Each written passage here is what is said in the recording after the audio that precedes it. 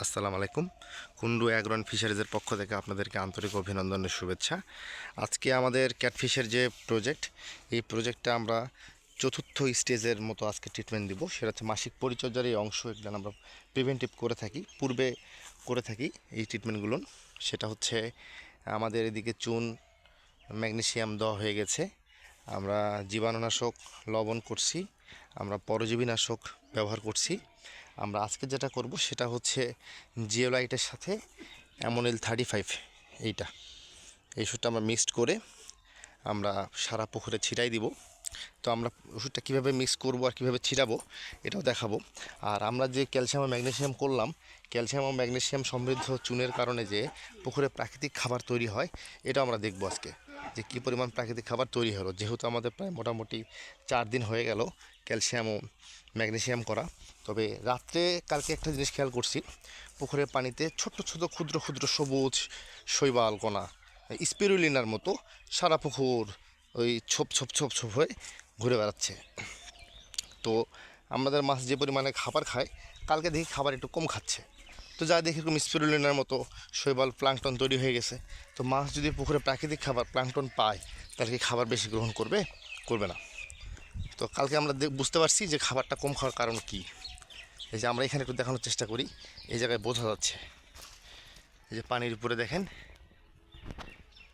এইভাবে ক্যামেরাতে বোঝা যাচ্ছে না, তো পানির কালারটা বোঝা যাচ্ছে সুন্দর। দেখেন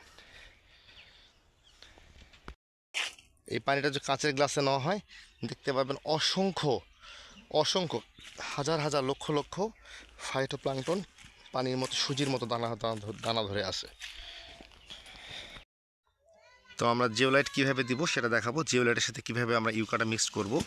তো আমরা জিওলাইট হচ্ছে এই যে জিওলাইট, এখানে আমরা 70% জায়গায় 10 কেজি পরিমাণে জিওলাইট নিয়েছি। এই যে জিওলাইট, এই জিওলাইটের সাথে এখন ইউকা, এই যে ইউকা সিরিজে অ্যামোনিল 35, আমরা এটা করে 5 ফিট 3 থেকে 5 ফিট পানির জন্য 500 মিলি লাগে। যেহেতু আমাদের 70 থেকে 75% প্রজেক্ট, আর পানির ডিপথ আছে মোটামুটি 8-9 ফিট, অ্যাভারেজ 7 ফিট হবে। তো সেই জন্য আমরা এখানে একটু বেশি ইউকা ব্যবহার করব, যেন আমাদের কাজটা ভালো হয়। আর এই ইউকাটা আরেকটা কাজ করতে পারবেন, আমি যেটা করি সেটা হচ্ছে, এটা মাছকে কিন্তু খাওয়ানোও যায়। সেটা প্রতি কেজি খাবারে 2 মিলি করে, সপ্তাহে 1-2 দিন খাওয়ালে গ্যাসের যে প্রবলেমগুলো থাকে মাছের পেটে, সেগুলো আর হয় না। ওই এত করে এনজাইম ওষুধটার খাওয়ানোর প্রয়োজন পড়ে না। হ্যাঁ, এটা ঢেলে দেন। এই বোতল থেকেও হাফ বোতল দেন, আমরা মোটামুটি 1.5 বোতলের মতো আমরা এখানে ব্যবহার করব।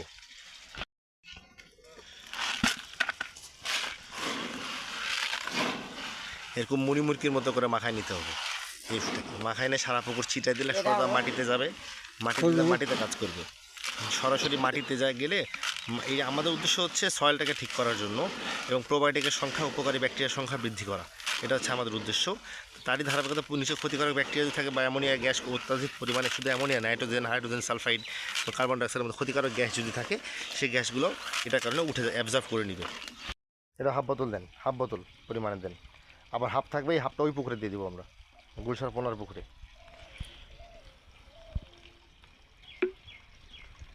মুরগির মতো মাখান, একবার মুরগি মাখা হবে, এটা মুরগি মাখা করে। আপনি হাতটা ভালোভাবে ধুয়ে, বোতলটা ধুয়ে নিয়ে ওই একটু সামনে থেকে যায় প্রাকৃতিক খাবার কীভাবে কী পরিমাণে আসে বোঝা যাচ্ছে কি না, এটা একটু হাত দিয়ে, যে সনাতন পদ্ধতি আছে ওই পদ্ধতি দেখেন তো একটু।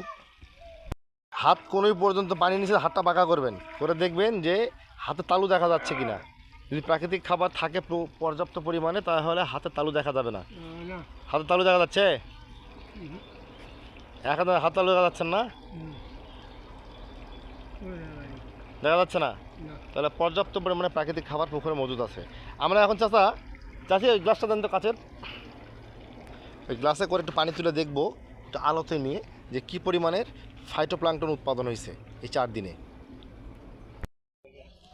বালতি লাগবে না, শুধু গ্লাসে করে পানি তুলে আমার গ্লাসটা দেন, 1 গ্লাস পানি দেন, দুধ থেকে ধুয়ে নেন, দেন ওই পানিটা দেন এখন। চাচি দেন তো পানিটা, ফাইটোপ্লাঙ্কটন আর জুওপ্লাঙ্কটন তৈরি হবে, দেন।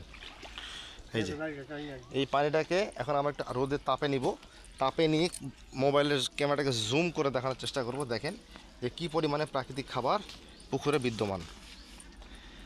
ওষুধ বুঝে ব্যবহার করতে হবে। যদি বুঝে ব্যবহার করতে পারেন তাহলে ওষুধ বা কেমিক্যালের কাজ আছে, আর বুঝে ব্যবহার করতে না পারলে ওটার কোনো দাম নেই। দেখেন পুরা পানির মধ্যে ঘোলা হয়ে আছে পানি। দেখেন এখানে আমি আমার ফোনের লেন্সে অতটা জুম হচ্ছে না, আমি খালি চোখে যেটা দেখতেছি ক্ষুদ্র ক্ষুদ্র কণা, পুরা পানির মধ্যে ক্ষুদ্র ক্ষুদ্র কণা। এই যে পানির কালার, এই যে দেখানোর চেষ্টা করছি। দেখেন আমি এভাবে বোঝাতে পারতেছি কিনা আমি আপনাদেরকে জানি না, তবে খালি চোখে আমি খুব ভালোভাবে দেখতেছি। এটা মোবাইলে এভাবে দেখা যাচ্ছে না, যে রোদের তাপটা পড়ছে ক্যামেরার লেন্সের দিকে। এই যে তো এইভাবে যখন আপনি পুকুরের ট্রিটমেন্ট করবেন, তখন আপনার পুকুরে যে অনাকাঙ্ক্ষিত ঘটনাগুলো এগুলো ঘটবে না আশা করা যায়। যদি খাবার থেকে কোনো রোগ বা সালমোনেলা বা ব্যাকটেরিয়া না ছড়ায়, তাহলে আপনার পুকুরে কোনো সমস্যা হবে না। এভাবে পুকুরে বায়োসিকিউরিটি মেনটেন এবং পুকুরের যাবতীয় কাজগুলো আপনাকে নিজে তদারকি করে করতে হবে। এখন কীভাবে ছিটায় আমরা ছিটানোটা দেখাবো, কীভাবে ছিটাচ্ছে। এইভাবে সার ছিটানোর মতো সারা পুকুর আপনি এভাবে ছিটাই দিবেন। আমরা এটা করার ঠিক 24 থেকে 48 ঘন্টার মধ্যে এখানে প্রোবায়োটিকের ডোজ করব। আর প্রোবায়োটিকের ডোজ যখন করব, কীভাবে করি প্রোবায়োটিকের ডোজ উপকারী ব্যাকটেরিয়া বাড়ানোর জন্য পুকুরে, ক্যাটফিশের পুকুরে, সেটা আমরা দেখানোর চেষ্টা করব আপনাদেরকে। তো আজকের মতো এই পর্যন্তই, পরবর্তী ভিডিওতে দেখাবে আপনাদের সাথে। এই পর্যন্ত ভালো থাকবেন, সুস্থ থাকবেন, আমাদের জন্য দোয়া করবেন। ধন্যবাদ সকলকে।